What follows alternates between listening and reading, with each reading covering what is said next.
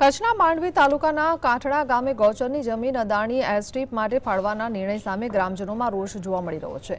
હજારો પશુઓના નિભાવ માટે મહત્વપૂર્ણ એવી જમીન બચાવવા ગામ લોકો મક્કમ બન્યા છે। ગામ લોકોએ ચીમકી ઉચ્ચારી છે કે જો ગૌચર જમીન ફાળવવાનો નિર્ણય પાછો ખેંચવામાં નહીં આવે તો તેઓ આગામી ચૂંટણીનો બહિષ્કાર કરશે।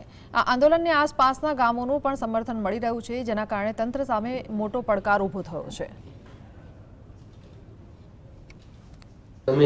फक्त ने फक्त गौचर जमीन बचे ए उद्देश्य साथे जनजागृतिનું કામ કરીએ છીએ।